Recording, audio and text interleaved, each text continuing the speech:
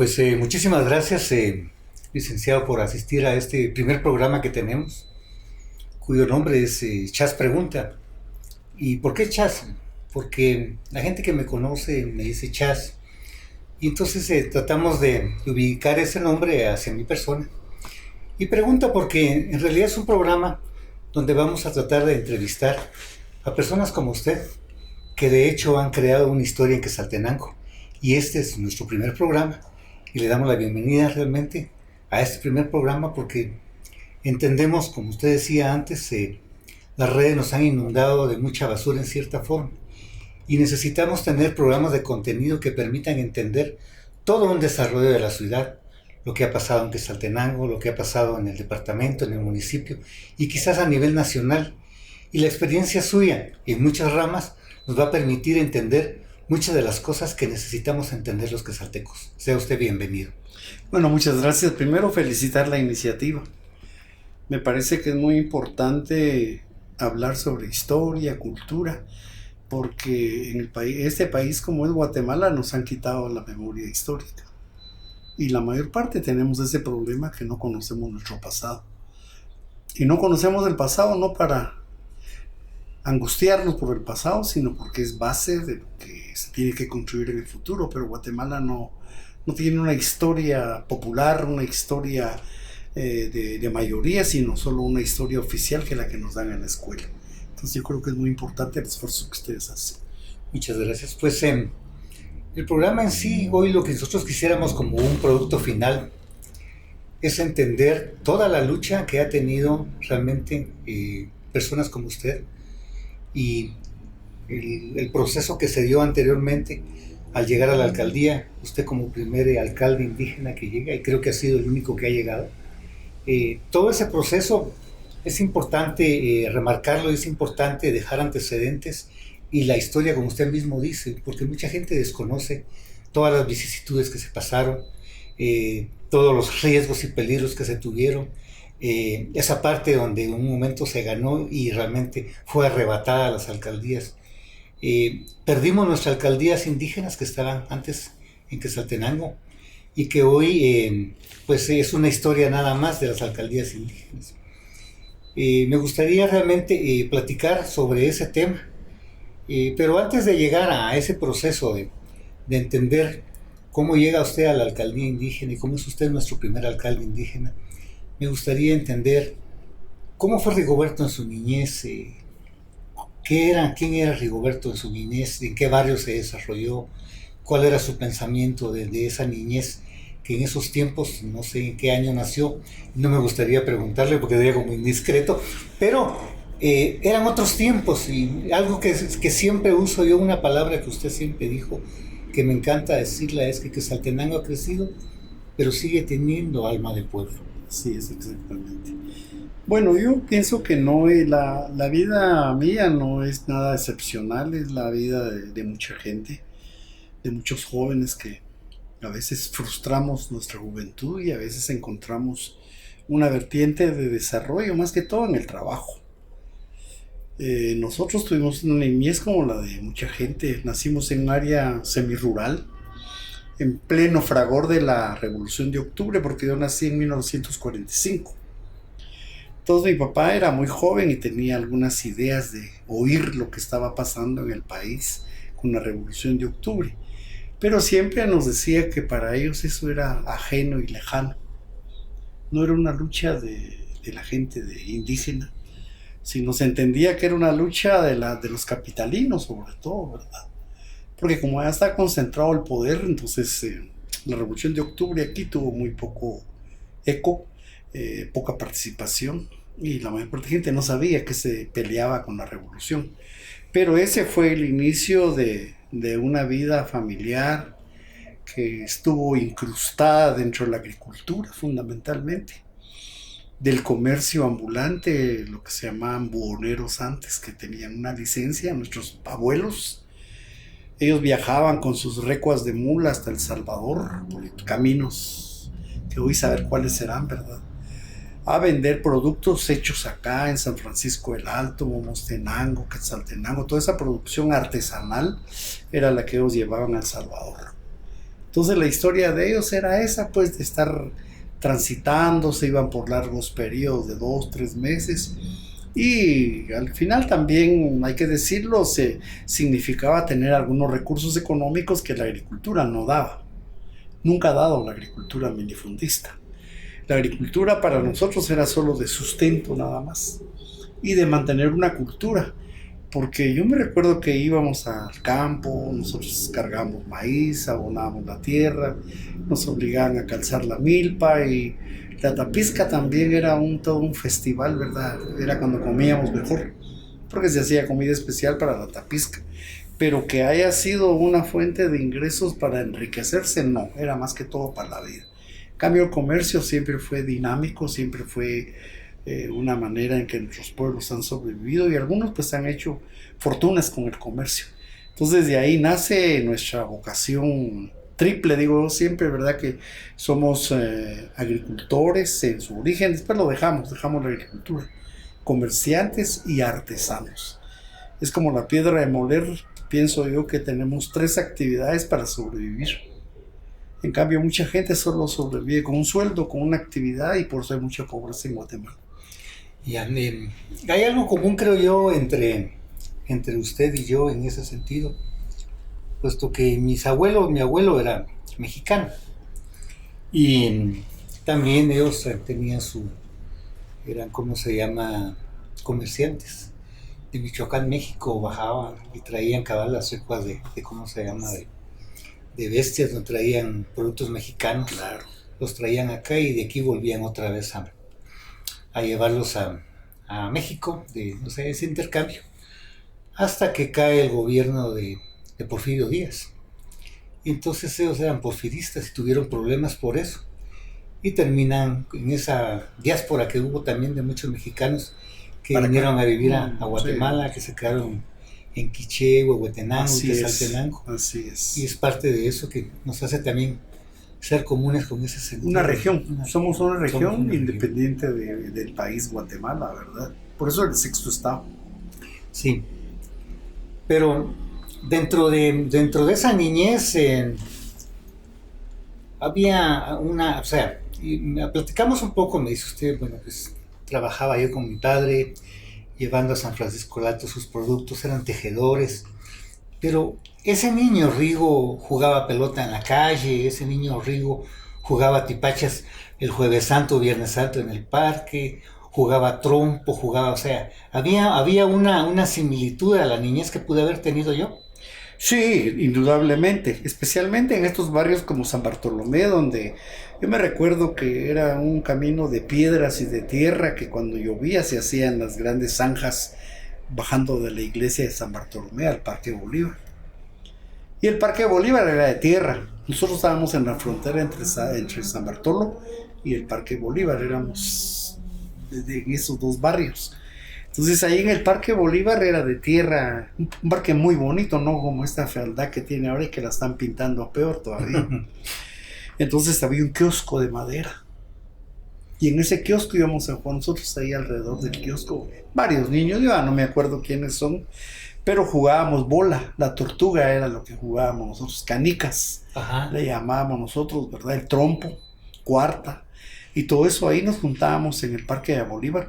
Y ahí abajo del Parque Bolívar hay un medio túnel que pasaba todo el agua que venía desde lo que hoy es el Cenizal. Porque en ese tiempo bajaba muy poca, pero era fuerte la corriente hasta la TGD. Es histórico eso de las inundaciones. Todo el Parque Bolívar para nosotros era como el eje de nuestra infancia. Y lo otro, que como todas esas calles eran de tierra, nosotros nos gustaba jugar la rueda.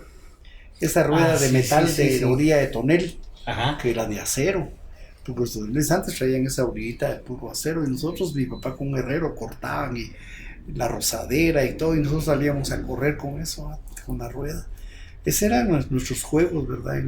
Y juntarnos en la calle con los niños que vivían por ahí, jugar cuerda, pelota y todo, sí. Yo fui descalzo hasta los 4 años de edad, que fue cuando mi papá, ya teniendo un poco más de recursos por la tejeduría, porque él entra a la tejeduría cuando se casa con mi mamá, y eso les dio a ellos una holgura económica porque el tejido en ese tiempo, igual ahora, también ahora ya se vuelve a vender otra vez el textil hecho en telar, pero en ese tiempo era una novedad que se hicieran huipiles, cortes, telas para camisa y todo. Entonces mi papá sí tenía algunos recursos que le permitió calzarnos, pero vivíamos en una casa alquilada, ¿verdad? Ya. Sin luz. Bueno, de hecho también creo que en esos tiempos también la luz era como muy limitada, ¿verdad? Ciertos sectores A tenían las 5 llegaba la luz. la luz, Sí. ¿verdad? Sí, sí, era todavía muy Era el grito limitada. que se oía en todas las casas. Ya vino la luz, ya vino la luz. Igual que Popol Vuh, que se haga la luz. Que se haga la luz, cabal. Dentro de los compañeros de niñez todavía tiene algunos amigos o algunos compañeros que aún usted se comunique con ellos, tiene relación con ellos. Bueno, del Parque Bolívar casi no, porque se han muerto todos, pues porque como ya uno ya es grande, pues esa edad ya, lo más seguro es que uno o se enferme o fallezca, ¿verdad? Ajá. No es tan segura la vida ahora, a edad de 77 años. Entonces los compañeros del Bolívar, yo no recuerdo a quiénes recuerdo. Lo que sí me recuerdo que ahí vivía Martín de Paz, pero como ellos eran gente adinerada de Shela porque tenían finca, tenían ganado, traían reses para matar. Don Martín de Paz mataba ahí en el rastro varias reses, abastecía todo Quetzaltenango de la carne, con doña Lencha, doña Tina, doña Rosa, sus hijas, ¿verdad? Entonces ellos tenían dinero y pues eran para nosotros como una clase alta, pues porque ellos tenían carro, ya tenían pick-up, camiones tenían y eran calzados ya. Entonces ellos estudiaban en colegio, incipientes colegios en Quetzaltenango. Nosotros sí los conocíamos, pero no teníamos ninguna relación con ellos. Ahí funciona la clase social también, Claro. a pesar de ser indígenas. Entonces sí se notaba. Pero ya, digamos, en San Juan Bosco, cuando nosotros nos pasamos a vivir al Callejón del Teatro Roma en 1953, cuando fue el golpe de la CIA en Guatemala contra Arbenz, me acuerdo yo ¿cómo se llama? Que pasaban los aviones sulfatos que le llamaban. No, no, no, sí. Pasaban en el cielo y para nosotros la novedad, no sabíamos que era guerra, no sabíamos que estaban matando gente. Lo único que sabíamos que era emocionante ver un sulfato que eran de la guerra mundial aquí en Guatemala. Entonces ahí en San Juan Bosco tuve pocos amigos porque ahí no había mucho indígena.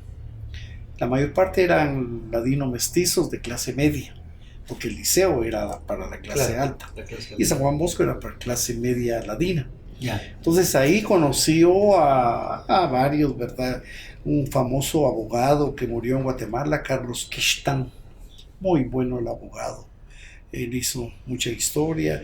Un hijo de don Benedicto Limatuj, que hizo el edificio Chávez. Sí, pues. ¿Se recuerda usted Sí, a sí. don Benedicto Limatuj? Entonces él estudiaba en San Juan Bosco.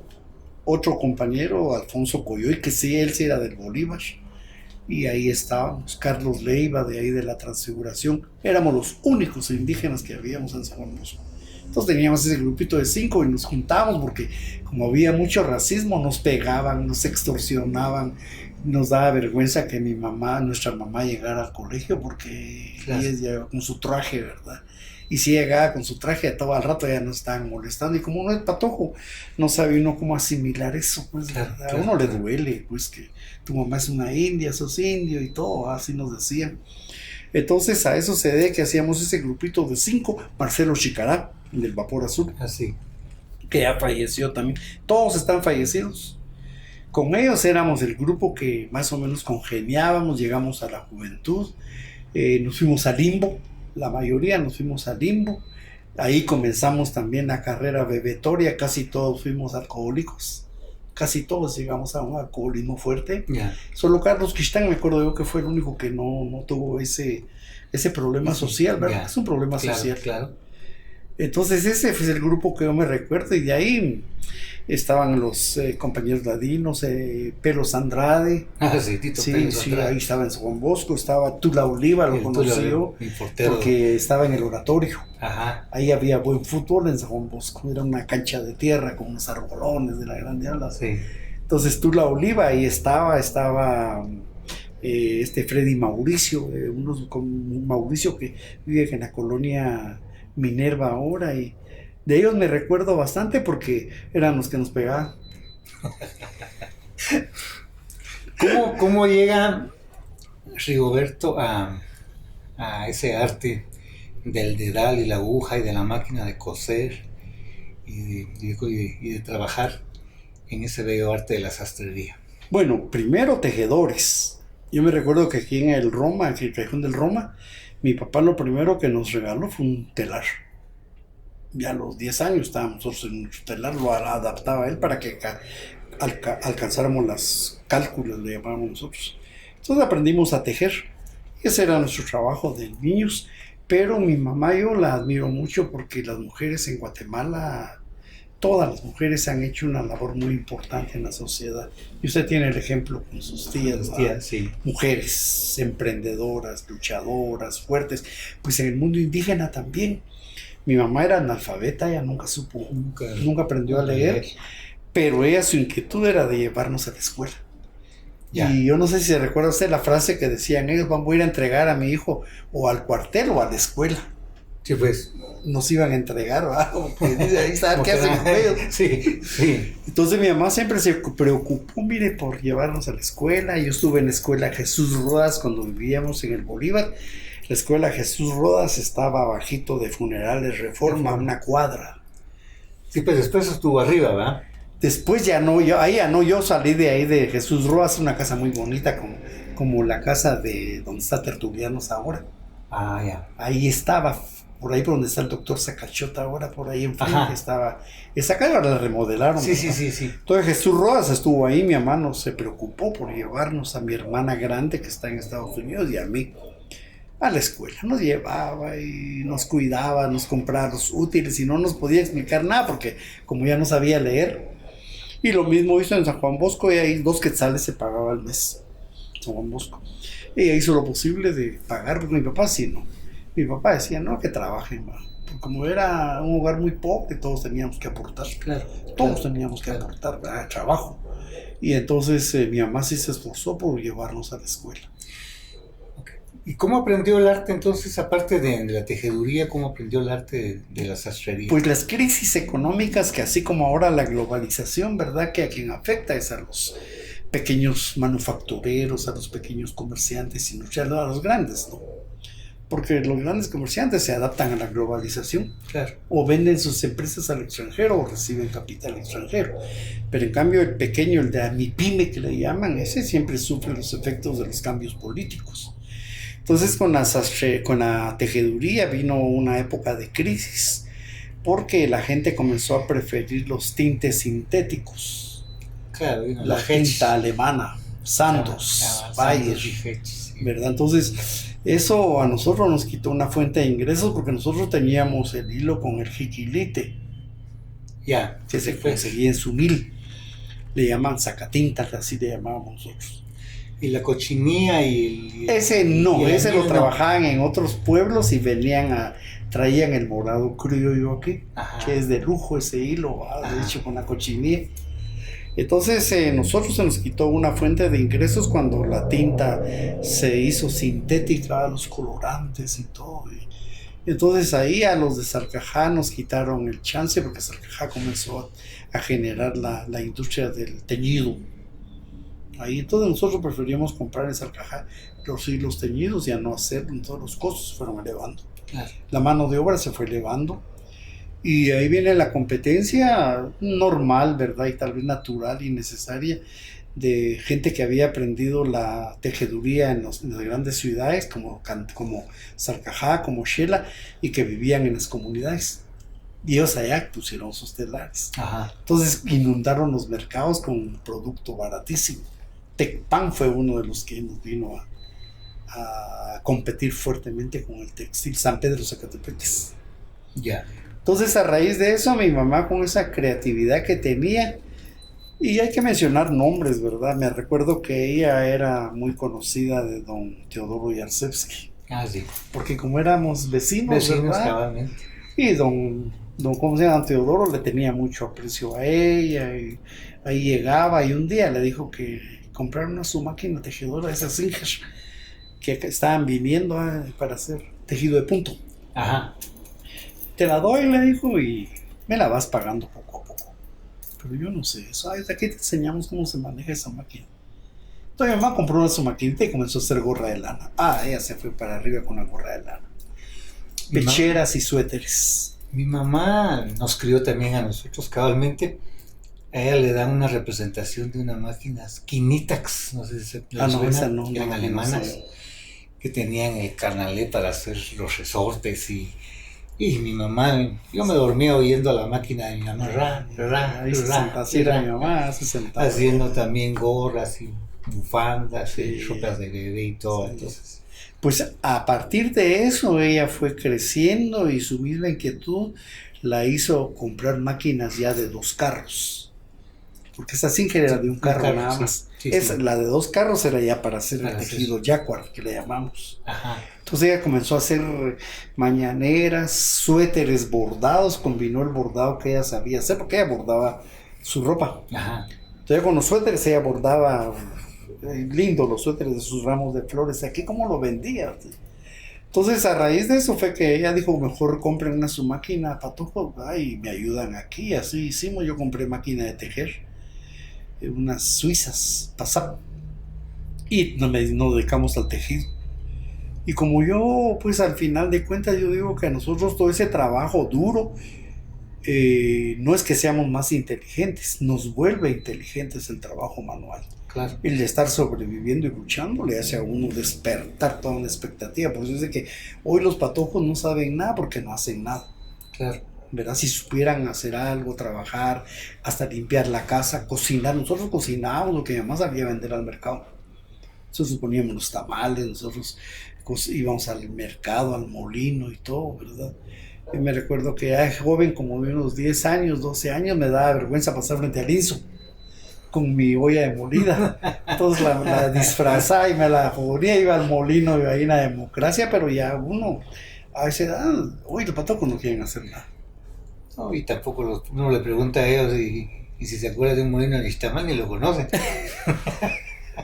Mira, a la molida va a ir a... Sí, entonces mi mamá pues se nos enseñó a ser emprendedores y yo comencé a diseñar ahí, me acuerdo yo, a diseñar y figuras, quetzales, marimbas en el tejido que no se podía hacer, se hacía en el telar, que es diferente. Ajá. Y en esto fue diferente, todos hicimos morralitos como los de Nahualá. ¿Cómo se vendía eso en San Francisco? Bastante. Pero de ahí vinieron las competencias de San Pedro, Zacatepec, que son más emprendedores ellos que nosotros. Muy fuerte en eso. Ellos sí industrializaron eso, ¿verdad? Sí. Entonces ya con eso yo mejor aprendí en el INTECAP un curso de sastrería. Cuando INTECAP estaba ahí donde está la librería San Bartolomé en la 14 Avenida. Ajá. Esa casa de los Mateu. Ah, sí. Ahí a un costado municipal. Sí, que también vivía el doctor Chávez. No, yo vivía en Salvancor. Sí, pero es más abajo. Esa es la esquina donde vivía el doctor Mateo, ahí donde está aquel odontólogo un alemán. Hans Chávez, Hans Soto. Ahí estaba, sí. Entonces ahí aprendí yo la sastrería. Un curso muy bonito, me recuerdo que el maestro era muy didáctico porque yo ya había querido aprender sastrería. Y mi mamá me mandaba a las sastrerías de la calle Varías, ahí el papá de Romeo Lupadio de Paz. Ay, sí, de la tienda. La suya. La suya, sí. Entonces mi mamá me fue ahí con él para que aprendiera la sastrería. ¿Qué? Hacer los mandados me mandaba con la señora. Él estuvo en la MUNI también, ¿verdad? Sí. Lupadio estuvo sí. Con el Omar Regueta, creo que sí. Entonces ahí en la sastrería, ahí yo no aprendí sastrería. Aprendí más a cocinar y a hacer mandados y a hacer limpieza y todo, porque para eso nos tenía un chip. Y nos pegaba si no hacíamos las cosas. ¿Qué derechos del niño, mi tío Chu? Sí. Entonces la sastrería yo la aprendí ahí y siempre con esas inquietudes yo creo que uno ya va generando ese germen de hacer cosas nuevas. Me recuerdo que organizamos lo que se llamó la Cámara Sartorial. Qué interesante. Ahí en el INTECAP. Y con quienes primero nos peleamos fue con el INTECAP. Porque este ingeniero Santizo, hijo de doña Cunda y doña Chayo Santizo, que vendían hilos y... Sí, pues yo por ahí, aquí a la vuelta, pero antes estuvieron por Dos Carlos. No, siempre Dos Carlos se llamaba ahí. El Topi Xelajú. Sí. Ahí sí. tenía su tienda, doña Cuchayo y doña Cunda. Sí. Entonces el hijo de ellas era el ingeniero Santizo que dirigía el INTECAP, pero tuvimos problemas porque no querían enseñarnos, había mucha limitante y todo. Entonces decidimos fundar la Cámara Sartorial, nos organizamos para dar capacitaciones y quienes nos apoyaron, ustedes se recuerda a la señora Telma Macal de Le Point. Ah, sí, que ella enviudó, ¿ah? Sí, pues. Sí, que originalmente, sí, pues, ella enviudó y ella se volvió empresaria. Sí, con una gran empresa. En la 12 Avenida estaba. Entonces ella nos dio las máquinas industriales para que hiciéramos prácticas y otros dieron equipo y todo. Y de ahí nace Copeca, mi sastrería. Ya. Y Sisómetro. Ah, la Sartorial Sisómetro. Porque Martín y Pedro ahí aprendimos y eran parte de la Cámara Sartorial. Y Pepe Ríos, el de Barón Kent. Sí, que todavía está Pepe Ríos. Todavía está. ¿Se acuerda de Barón Kent? Ahí en la esquina de la 14 Avenida. Ahí. ¿Verdad? Entonces él hizo camisas y también le fue muy bien con ahora que lo miro ya todo adinerado, pues bien honrado, pues Juan Dimas. Juan Dimas García. Sí, pues. Sí. Él era operario de René Hernández. Yeah. Buenos amigos, ¿verdad? Nos conocimos ahí luchando todo, ¿verdad? Sí. Entonces ahí a raíz de eso fue que yo puse la sastrería, pero también queriendo uno innovar, comencé a pensar en vender a crédito y de casa en casa los trajes, no tener una sastrería. Entonces me ubiqué en el edificio Rosmo, ahí donde era Nike Thompson, segundo nivel, y ahí tuve yo mi sala de ventas, tuvimos vendedores y vendíamos. Marcelo Chicará con el Pacífico nos daba telas a crédito. Ya. Pero al final también nos fracasamos porque mucha gente ya no pagaba. Y no se podía recuperar. Claro, aquí les quitaban. El traje no se podía recuperar, era todo sucio, todo ya no se podía recuperar. ¿Va? Entonces mejor también ahí, ya no. Y de ahí me pasé ahí donde está la Garza. Ahí está la Garza, había una barbería ahí. El señor me dio su local y yo me pasé ahí con Don Quincho. Ahí estuve varios años en la sastrería hasta que también quebré por la ropa de paca. Sí, ¿cómo afectó eso, verdad? Nosotros hacíamos una chumpa que en ese tiempo valía 50 quetzales y las pacas venían a 5 y hasta de cuero. Claro. Caritas traía, Caritas traía las pacas y nos comenzaron con eso. Yo tal vez me hubiera gustado realmente haber sido diseñador de ropa y de telas y todo. Tenía un buen amigo que traía, de Momostenango traía jerga. Ah, sí. Y entonces con don, ¿cómo se llama? Don Pancho Bicicleta, don Pancho Leiva era el apellido, ¿verdad? Sí. Él nos hacía los sacos y todo, nosotros lo diseñábamos y todo, entonces me hubiera gustado a mí. Es que es un trabajo muy lindo, muy aseado y muy creativo. Es como es el arquitecto, uno, fíjese. Porque sobre la tela hace el plano usted de la ropa, igual que un arquitecto. Claro. Igual que un arquitecto. Proporciones, medidas, ángulos, curvas y todo. Ahí se aplica, ¿ves? Como eso nos lo enseñaron técnicamente, sí sabíamos. Sí, los cortes y todo. Sí. Incluso las reglas que son tan especiales. Sí. Diseñadas para eso. Hay algo que me llama mucho la atención y ese paso tan brusco podría pensarse de un trabajo artesanal, de tejeduría, de un trabajo cabalmente, como usted me contaba sobre el tema de sastre, pasar a la parte política. ¿Cómo fue ese proceso?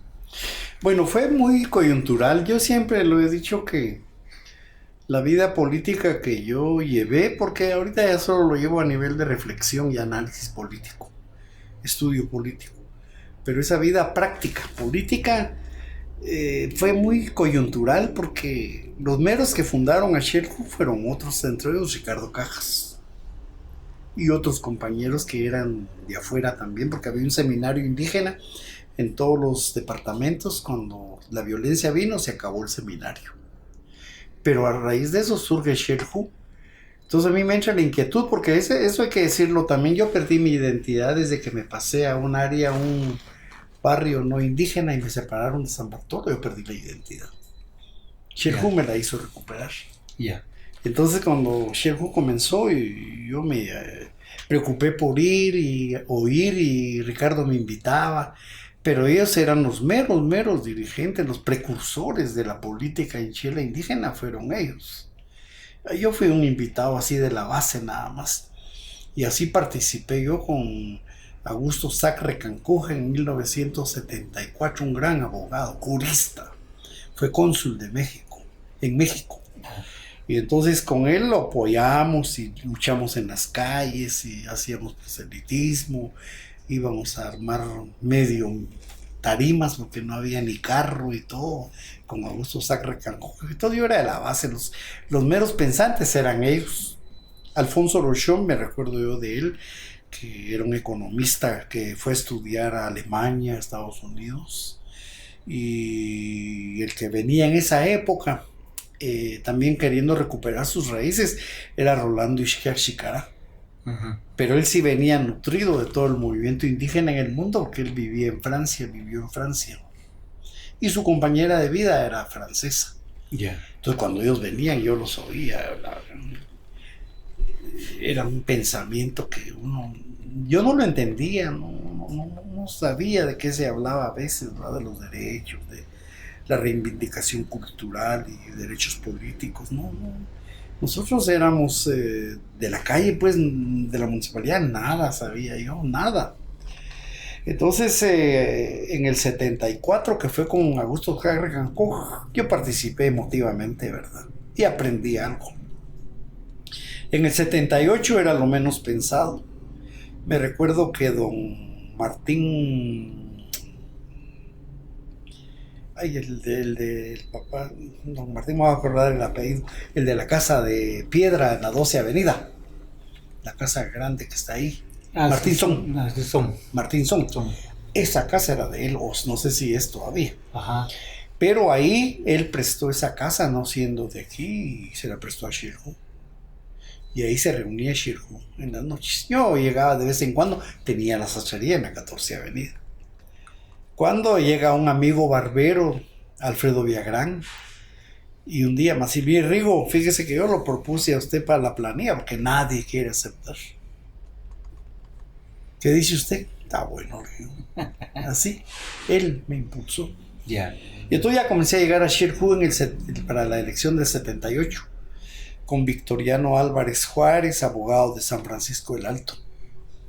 Entonces con él ya era una cuestión más directa, porque ya era yo postulado como candidato a la concejalía octava. Sí, pues. Era solo relleno. Sí. Pero el juego de esa vez electoral era que se sorteaba quienes iban a llegar, y a Xirjú le tocó la concejalía octava en la conformación de la planilla. Yeah. Y yo era el octavo. Ahí sí que el octavo me ha acompañado siempre. Eso. Entonces llegué yo a la municipalidad, y yo siempre lo repito, ¿verdad? Cuando yo llegué a la municipalidad fue la primera vez que entré al palacio. Yeah. Nunca, ni siquiera pagar un servicio como el agua, y papá lo pagaba, la luz también, y ahí nosotros no conocíamos eso. Para mí fue entrar en el 78 por primera vez a la MUD. Ya cuando me fui adentrando en la cuestión, porque el que sabía mucho de administración pública era licenciado Xirmontes. Sí. Él sí sabía bastante por su profesión de abogado. Entonces yo iba aprendiendo a la par de él. Yo creo que hasta le caía mal, porque yo me iba a sentar ahí frente a su escritorio a observar todo lo que hacía y lo que decía. Y él ahí se pasaba trabajando. Entonces ahí aprendí bastante, y me di cuenta de que uno tiene que estudiar para ejercer algún espacio político, tiene un estar preparado, no improvisado. En el 82 fue el golpe de estado de Ríos Montt, nos cortaron la municipalidad, faltaban 6 meses para concluir el periodo Xirmontes, y nos cortaron, ¿verdad? Entonces todavía, como era en enero eso del 82, también el que me indujo positivamente a entrar a la universidad fue Vitalino Escalante, hermano del abogado Escalante. Del Conejo. El Conejo. los conejos, ¿a Sí. todos? Y no se ofenden si les dicen así. No es falta de respeto, sino que No, así sí, les dicen, ¿verdad? sí. Entonces Vitalino era jefe de registro en el CUNOC. Ya estaba para cerrar, ya había cerrado cursos de abogado y estaba por su privado. Y ahí vivía yo en la colonia Minerva. Construimos la casa Sí, también. pues. La casa la construimos Sí, sí. nosotros a puro sudor y lágrimas. ¿verdad? Sí, sí, sí. Entonces ya vivía yo ahí en la colonia Minerva y cerca vivía Vitalino. Y un día llegó y me dijo, mira, Rigo, debería seguir estudiando. Yo llevaba 17 años de ausencia de la escuela, solo me gradué de bachiller y de ahí a trabajar. Tenía 37 años. Cuando él me dijo, métete a la universidad, no, le digo, fíjate, ya estoy muy grande. Ah, no, vos, me dijo, tu hijo ya va a salir de la ENCO y vos no has estudiado, estudiar. Vas a ver que eso te va a obligar. Sí, pero es que mis papeles no los tengo yo, porque en el limbo había dejado mis papeles. Yo te acepto sin papeles, me dijo. Con el tiempo me los vas dando, vas a ir a sacar certificaciones, buscar en los archivos y todo. Ah, está bueno, le dije. Y después le dije, fíjate vos de que no tengo dinero, son 32 quetzales de inscripción.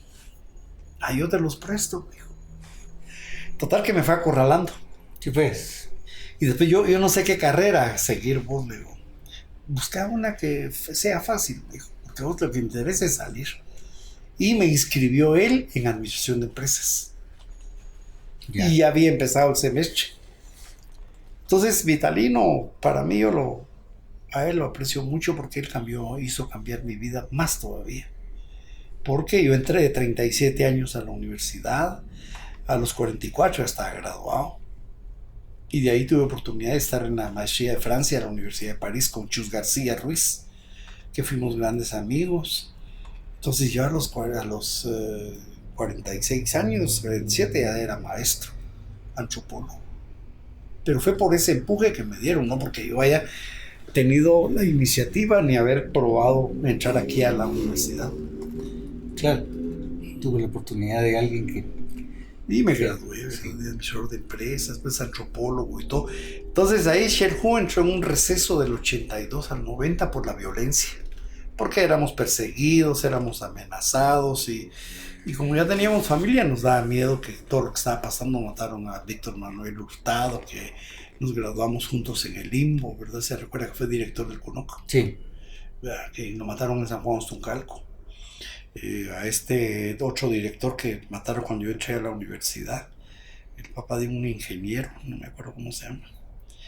Y total que a toda la gente lo estaban matando. Muchos compañeros se fueron a la montaña y huyendo y a pelear y todo eso. Entonces Sherhu entró en la clandestinidad prácticamente. Estábamos activos pero no visibles. Claro. Hasta en el 90 que Sherhu resucita a raíz de que algunos compañeros de Toto y de Chimaltenango insisten en que Sherhu se reestructure otra vez. Y lo reestructuramos y Ricardo Cajas fue el candidato, porque el original era Martín de Paz, el doctor. Pero él a última hora declinó, ¿verdad? Entonces entró Ricardo de suplente. Y ahí nadie quería integrar la planilla también. Sí, pues por temor a represalias. Entonces me hablaron otra vez para ser parte de la planilla. Entonces ya fui de concejal primero. Ahí había cambiado la ley, entraban los primeros. Los primeros concejales. Como ahora. Sí, como ahora. Entonces ganó Carlos Arriola. Y yo, por ir primero, entré a la municipalidad, el único que entró. Sí, pues. Ese fue el periodo 90-95. Lo de Serrano Elías y todo eso. Ajá. Y don Carlitos que se muere. Sí, pues. Y ¿cómo se llama? Don Otto, ¿cómo se llama el de Almoloca? Ay. Se me fue ahorita. Este es de León. Chato Pérez, Pérez. Chato Pérez. Sí. Él fue el alcalde que terminó el periodo de don Carlitos. Don Carlitos Cabal. Y entonces yo ahí ya llegué ya como profesional. Roberto Pérez Maldonado. Ahí ya llegué yo como profesional, ya con otra visión, con otra inquietud. Entonces ya me fui ganando un lugar ahí fuerte porque yo era la oposición. Estaba Juancho de parte de ellos, estaban Moisés Abaí, que eran los que tenían copada a la municipalidad, y conducían a don Carlitos, porque don Carlitos no era político, él era comerciante industrial. Sí, pues. Entonces de administración no sabía nada. Entonces Moisés Abahí era el que lo inducía, pero como yo ya conocía más así de la administración pública, aunque también saqué la maestría de administración pública, entonces yo protestaba mucho con las medidas que hacía don Carlitos. Entonces eso ya hacía un freno en el Consejo Municipal. Comencé a proyectarme a las áreas rurales, a la ciudad y todo eso para ayudar a la gente en sus trámites, y eso hizo que mi imagen ganara en, ¿cómo se llama?, en prestigio. Cuando llega la elección del 95, vuelve a ser Martín de Paz el candidato. Porque él era el candidato natural de Xirjú, pues el que tenía carisma. Nuestro líder era él. Ahora ya es difunto. Sí. También a última hora ya no acepta. Y entonces estábamos con Rolando Aguilar, el maestro, Ajá. celebrando su cumpleaños en enero de 1995, el año de las elecciones. Eran en noviembre. Ajá. Y nosotros en enero estábamos celebrando el cumpleaños de Rolando en su casa. Cuando llega una comitiva ahí a interrumpir, va a buscarme, porque me dijeron que me habían designado candidato de Xirjú. Entonces le dije, no, un momento, yo tengo que pensarlo. Le digo, no puedo decir que sí. Pues, imagínense, nunca había soñado yo que me postularan para candidato a la alcaldía. Nunca. Uh-huh. Y llegaron, pero ya Xirjú había designado que yo era. Tal que no. Quien me ayudó mucho fue Baldomero Arriaga Jerez, el extinto director del CUNOC. Cabal. Él me dijo, mire Rigo, usted escribe contra el sistema, escribe contra el Estado, critica a la sociedad y no acepta un cargo. Ya no va a tener autoridad moral para criticar al Estado, me dijo. Sí. Así. Y es cierto. Claro. En verdad uno critica y no hace nada. Claro. Es una labor improductiva. Entonces tuve que decirle a Xirjú que sí, estaba bueno. Y como una campaña de poco tiempo, de menos de 8 meses. Fíjese. Pero agarró fuego eso. Eso fue una novedad en Quetzaltenango cuando vimos todas las banderas rosadas en todas las calles. En todas las calles. Ese día que salieron los taxis. Las caravanas. Las caravanas que eran interminables, entonces se asustaron. Se asustó la población. Y también nos atacaron por eso. Sí. Hubo muchos ataques. Máxime el registro de ciudadanos va al Tribunal Supremo de ese tiempo. Estaba mal recordada para mí, doña Carolina Rebordero. De Rebordero. Sí. Ella sí tenía una clara intención por el FRG. Sí. Entonces nos hicieron la vida imposible, nos tiraron al ejército, a la policía, nos denunciaron de todos. Fueron a asustar a la gente al Llano del Pinal, me acuerdo yo. Ahí estaban todos los soldados en la puerta del llano para no dejar pasar camionetas porque pensaban que nosotros traíamos a la fuerza a la gente. Sí. Mucha gente se regresó. Claro. Por eso es que las victorias siempre fueron muy precarias, la victoria. Porque mucha gente tenía miedo de manifestar su verdadera intención. Sí, yo recuerdo que fue bien complicado, y el tema, incluso crearon historias urbanas ridículas como que iban a vestir de indígena a la Virgen del Rosario, que iban a sembrar maíz en el estadio Mario Camposeco. Sí. Pero sí. Sí, pegó mucho que la gente, peor sí es cierto. Sí. Gente muy crédula. Sí.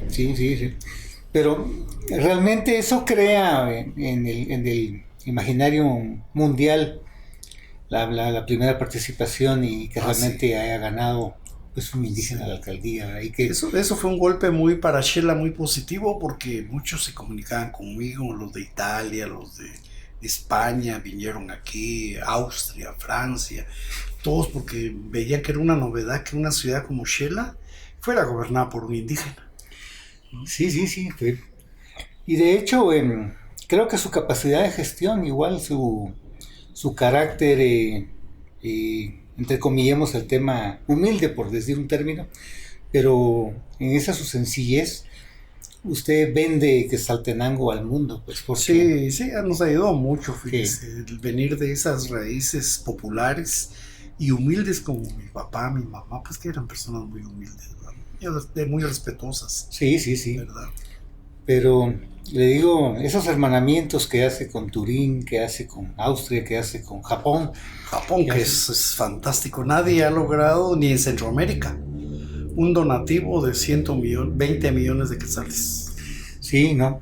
A través de ese brazo de desarrollo de JICA Japón que desarrolla. Sí, por eso nunca hemos tenido problemas de agua en Shell hasta ahora que se está agotando el plan. Va, ya. Claro, porque tiene 22 años de que Pues usted lo dejó estaba instalado. planificado para 20. Sí.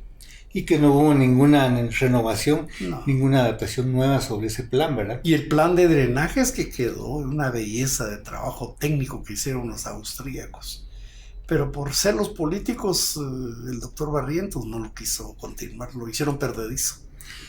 Sí, sí. Y al final lo que afecta a uno es a la población, pues, ¿verdad? Porque no afecta a uno a una persona en sí, ni al partido, ni al comité, sino es a la propia población, ¿verdad? Entonces, no tuviéramos los problemas de inundaciones, o tal vez hubieran, porque Shell ha sido como un guacalito, ¿verdad? Rodeado de montañas, porque eso fue el estudio que hicimos con los austríacos, un guacalito donde todo el agua fluye ahí. Entonces salir del agua cuesta porque es muy plano hasta las rosas. Ajá. No hay velocidad, no hay inclinación. Entonces el agua fluye muy lentamente y por eso que cuando llueve fuerte se atasca el agua en la ciudad. Y ahí viene Culajá, garganta de agua. Garganta de agua. Y los puentes, ¿verdad? Los chocollos, el puente de piedra, sí. El ejote, lo que estaban ustedes recordando aquel día. Cabalmente el ejote que trasladaba a las personas a través de sus siempre, y allá se recuerda la zanja donde estaba nuestra recordada y amiga Chica Perica. Doña Francisca de Hidalgo, sí. Ahí había un barrancón enfrente, o sea, la casa social. Sí, que eran básicamente el camino del agua, ¿verdad? Sí, pues, sí. Era río, pues, ahí era río. Pues. Sí, era el camino del agua y todo. Sí. Cuénteme, dentro de sus experiencias como alcalde, ¿cuál podría usted subrayar para usted lo mejor que pudo haber hecho como alcalde? Yo pienso que no es la obra material, porque al final hicimos bastante obra. Teníamos un plan, eso es una lección tremenda, teníamos un plan de 80 actividades, se cumplieron todas. Lo que no estaba ahí no se cumplió y eso fue lo que mucha gente, no arregló esto, no arregló lo otro y todo, ves que no estaba en el plan. Nosotros entendimos que un plan tiene que ser limitado por los recursos. No puede ser usted un plan soñado sin recursos. Puede soñar muchas cosas, pero voy a hacerlo, ya no puede. Claro. Entonces queda uno como mentiroso. Todo nuestro plan siempre fue muy adecuado a la realidad económica del municipio y lo hicimos. Los planes se cumplieron. Pero tal vez la lección más grande es que ese plan nace del Shellhu, no de mí. Yeah. Esos 25 años de lucha que hicimos, íbamos recogiendo y recopilando la experiencia de cantones, de barrios, de sectores, de oposición, íbamos recolectando eso. Yo lo único que hice, y eso es algo que hay que hacer, cualquiera lo tiene que hacer, así como lo está haciendo usted ahora, yo lo que hice es que todo ese recorrido de 25 años yo lo iba documentando.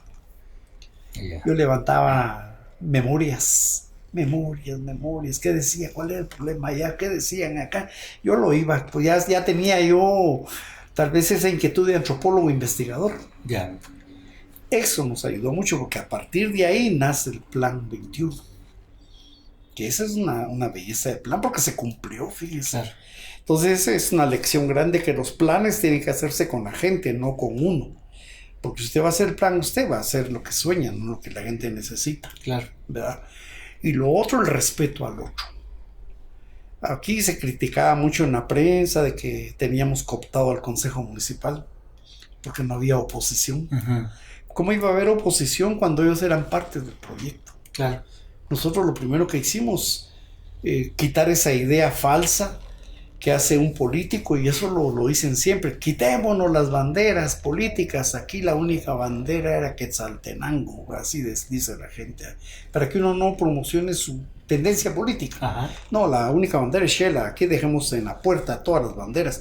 Yo les dije al consejo, no, les dije, entren con sus banderas, porque es un pensamiento válido el que ellos tienen, pues es un sueño por Shela, que no hayan ganado no quiere decir que sea malo. Claro. Entonces se incorporaron muchas cosas de los planes de los compañeros que llegaron al consejo para el plan del municipal. Eso fue muy importante, porque la gente se veía incluida ahí, pues. Y que de hecho pienso que la oposición es sana. Ah, sí. Es sana porque le maneja un equilibrio Sí. realmente. Y si no hay nada malo, no hay oposición. Claro. También, ¿verdad? Claro. Y lo otro es incluirlos a ellos. Por ejemplo, una anécdota política muy importante es cuando se recuerda que en la segunda campaña nos sacaron todo ese chisme maligno de que íbamos a privatizar el agua. Ah, sí. Eso fue muy fuerte. Sí. Se regó, lo regaron. Eso de los fake news no es nada nuevo. Eso es más viejo que la maña de la política. Entonces ahí ellos no sé cómo lograron penetrar con todo eso en la población de que nosotros queríamos vender el agua a Japón. Sí, sí, que querían privatizar quería privatizar y que nosotros, yo era el dueño de la empresa que iba a manejar el agua, que Saltenango y todo. Entonces cuando la segunda campaña, esa nos hizo mucho daño, porque sí circuló mucho de que se iba a privatizar el agua. Precariamente y finalmente ganamos la segunda, con muchas adversidades, y cuando en el consejo nos reunimos, sí, los compañeros de la oposición iban muy ofuscados, porque decían, mire, alcalde, ya no siga con ese plan, porque no estamos de acuerdo con la privatización. Sí, pues. En ese momento estuvo a punto de romperse el plan maestro de aguas. Y uno ya, ¿qué hacer, va? Porque si ellos no lo aprueban, no sale nada. Pues. Claro. Ellos éramos mitad oposición y mitad nosotros. Entonces dije, aquí no va a salir. Y yo menciono nombres porque son grandes personas, ustedes respetables. Me recuerdo que el doctor Luis Alfonso Maldonado Vidal era de la oposición que no quería que se privatizara el agua. Entonces le dije, no, aquí está el plan, lean, ¿qué es lo que contempla? Pero no, la idea había cuajado. Las ideas malas pegan más que las ideas buenas. Claro. Toda la vida, en cualquier parte del mundo, así es. Te riega un chisme y eso lo cree la gente. Llegue algo bueno, cuesta que camine. La gente no. Sí. Entonces yo le dije al doctor Maldonado Vidal que se encargara él de la Comisión de Aguas. Tanto que todos sorprendieron, porque Comisión de Aguas es estratégica. Esa la controla siempre el alcalde y sus cómplices. Claro. Entonces yo le dije que él se hiciera cargo de la Comisión de Agua. Entonces él se sorprendió, sí, con gusto dijo, claro que sí. Y vea usted el plan. Él fue uno de los más enamorados del proyecto. Claro, defensor del proyecto. Entendieron realmente. Sí. Y por eso se hizo. Si no se hubiera hecho. ¿Quién era el concejal del FRG? ¿Pacheco? Julio. Sí. Sí. También. Pacheco era politiquero. Sí. Pero era inofensivo. Sí. Y como éramos contemporáneos, me conocía desde... Claro. Sí. Sí, yo siento que el candidato... También María Elisa López Ixtabalán. Sí. Pero ellos sí eran duros, sí. Con Lavrenti. Sí. Hacían una dupla ahí contra Shirgu fuerte. Yo creo que, honestamente, a mi criterio, ¿no? Si el candidato del FRG no hubiera sido Lavrenti, posiblemente hubiera sido más difícil para usted haber ganado. O más fácil. Que Lavrenti tenía fama, ¿ves? Pero era un candidato que sacaba la cara nada más en un momento de salir a saludar, cuando todo el tiempo tenía un picó con el vidrio polarizado y que nunca saludó a nadie, pero en ese momento yo siento que no tenía ni carisma. Lo que pasa es que el FRG no tenía gente, así como ahora no hay gente como para pensar en la próxima elección, alguien que haya hecho trayectoria, que esté preparado, que esté consciente de los problemas municipales. Usted busca y no hay. No, y ya... va a llegar otro oportunista. Claro. Es complicado, ¿eh? Y bueno, y que las últimas 3 elecciones han sido como atípicas, ¿no? Sí. Es que ya el regalo ha cuajado. El que no regala no gana votos. Claro. Eso es, mire, una ley, ¿no? El proyecto, en un momento dado, yo pensé, o mucha gente lo pensó, que el próximo candidato a la presidencia era Rigoberto Kemé. ¿Qué pasó ahí? Bueno, la verdad es que eso lo pensó mucha gente a nivel nacional. Y realmente vinieron los grupos sociales. Me recuerdo que logramos consolidar 13 grupos sociales de Cobán, Huehuetenango, San Marcos, Quiché, Chimaltenango, Xela y puras áreas indígenas, Ajá. se consolidaron 13 colectivos sociales. Cuando eso iba creciendo, los partidos también lo hacen, pues, porque buscan esas oportunidades. Entonces comenzaron a sacar algunos partidos pequeños. Dentro de ellos la ANN, de Pablo Monsanto. Ya. Y como yo nunca digo cosas contrarias a la realidad, también digo nombres. Estuvo el hijo de Alfonso Cabrera con su partido Transparencia, creo que se llamaba. Un señor de Guatemala, Julio Ávila, muy bueno, muy honesto. Tenía un movimiento pro partido que se llamaba Dignidad Nacional. Y don Mario Mazariegos de Salcajá, otra gran persona también, muy honesta, se casa. Él sí ya tenía el partido, salió el partido. Entonces se aglutinaron 13 movimientos y 4 partidos políticos. El caminar fue muy bonito porque hicimos los planes, comenzamos a hacer el plan porque era lección de tener un plan, ya estaba como una lección aprendida, no podíamos ir a improvisar. Y tenía 13 puntos, 13 ejes tenía el plan de gobierno. Y lo divulgamos, nos fuimos a muchas partes. Y hicimos lo de Shellhu. Cada vez que llegábamos a un lugar es porque la gente nos invitaba, no porque nosotros llegáramos o lleváramos algo. No. En Cobán, me acuerdo, en Carchá, dijeron unos maestros, 60 maestros, queremos que venga el licenciado que venga aquí estamos organizados. Ni siquiera un café les dimos, nada. Fuimos allá y nos organizaron, ellos buscaron su sede y todo, nos dieron comida y todo, no llevamos nada regalado, ni pagamos sedes, nada. En el puerto San José, cuando fuimos a Escuintla, que ahí tenía sus bases Alfonso Cabrera, también, y todos íbamos con nuestra voluntad, tanto que un amigo ya murió, Patzán de Chimaltenango, estábamos comiendo ahí en la calle. Cuando dijeron, muchacho, Joaquín, ¿qué pasó? ¿Sabe dónde está? Lo fuimos a buscar. Pues, hombre, ¿qué pasó? Véngase. Es que no tengo dinero para comprar mi comida. Ay, joder. Sí, así de esos casos, mire, patéticos, pero con una voluntad de hierro de la gente. Claro. Entonces, gente como esa era la que nos rodeaba, la que trabajábamos y todo eso.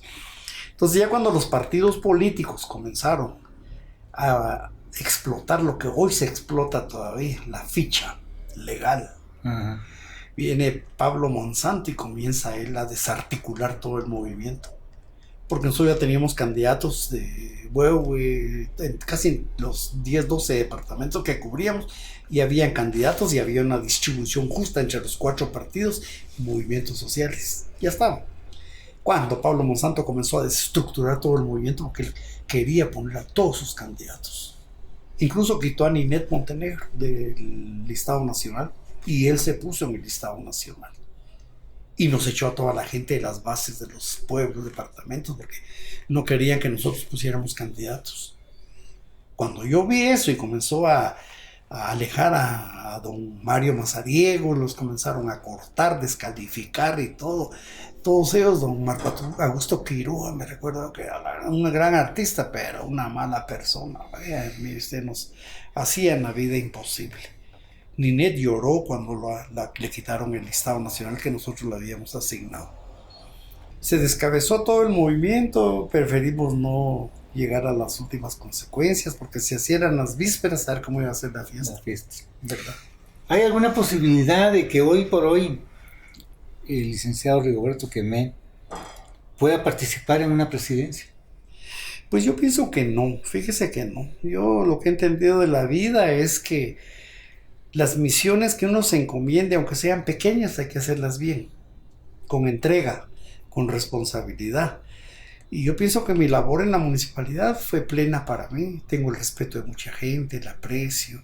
Salgo yo a la calle, me saludan, me aprecian demasiado. Todavía me dicen alcalde. Salgo a la calle, Dios alcalde, me dicen. ¿Por qué? Porque hay un respeto que uno se lo gana y que vale no solo estando en el puesto, sino estando en la llanura. Claro. Ya ahorita a la edad que uno tiene es mejor aportar para que los jóvenes sean los que sustituyan. Si no hay renovación de cuadros en Guatemala, nunca vamos a salir. ¿Cuál sería el mensaje que podríamos dar en estas, de cara a estas elecciones próximas a la gente que quiera participar? Bueno, yo creo que lo más importante es entender que el pacto de corruptos es muy fuerte. No se puede desmantelar tan fácilmente, menos si cada partido va solo.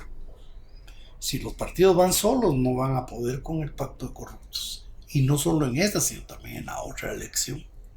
Porque ellos han sembrado un camino de fortalecimiento para ellos que les da larga vida, ¿verdad? Por ejemplo, si reeligen a Consuelo Porras, si el CACIF sigue apoyando como los ha apoyado, si ellos siguen con esas medidas de retraso social, si ellos no atienden al interior del país, si sigue la corrupción, ellos tienen para unos 8 años de estar gobernando y eso va a hundir a Guatemala. El llamado es que nos alertemos y que trabajemos para que los que van a participar no vayan solos, pues que se unan, que hagan planes de trabajo y que busquen buenas alternativas. No forzosamente el secretario general tiene que ser el candidato, pero aquí no.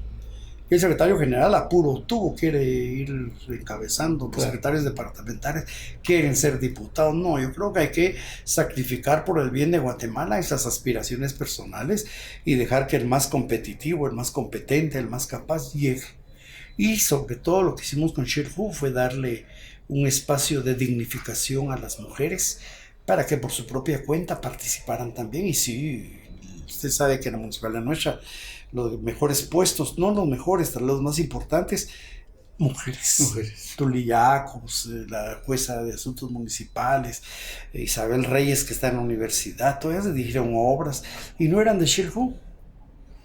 Pero se les dio la oportunidad. Pero nosotros no metimos a la gente de Shirhu. La municipalidad no era para darle empleo a los de Shirhu. La municipalidad era para servirle a Shela.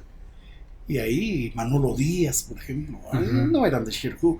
Jordán sí era de Shirhu, pero lo sacamos de la U para que alimentara a Shirhu y él aceptó y ahí se formó y todo. Y mire usted que Shirhu ha sido un ejemplo que no lo siguen los partidos políticos. Entonces yo digo que ese es el llamado. Ir solos es la debacle para todos. Pues bueno, creo que el tiempo ya nos acabó y en realidad quiero agradecerle de una manera profunda el hecho que haya estado con nosotros, que nos dé ese espaldarazo primero de este primer programa, de muchos que vamos a tener, y pues agradecerle su presencia y sobre todo todo lo que usted emanó y toda esa experiencia que de una u otra manera las personas que nos van a ver a través de todas las plataformas van a entender todo un proceso que ha tenido Quetzaltenango como personajes como usted, que llegan a la alcaldía, que hacen un cambio y que todavía nosotros los quetzaltecos estamos gozando de muchas de las obras que se planificaron a través de su gobierno. Muchísimas gracias, licenciado. Bueno, un saludo aquí a los compañeros, los jóvenes de la tecnología, porque uno ya solo usa el celular para oír mensajes nada más, ya no maneja uno la tecnología que ellos manejan, ¿va? Ellos también tienen un rol muy importante, que todo ese conocimiento que han adquirido lo tienen que poner al servicio del desarrollo, ¿verdad? Claro. Para combatir la ignorancia sobre todo. Entonces, gracias al equipo de Chas Pregunta y a usted también felicitarlo, ¿verdad? También usted es personaje. Muchas gracias, licenciado, le agradezco mucho.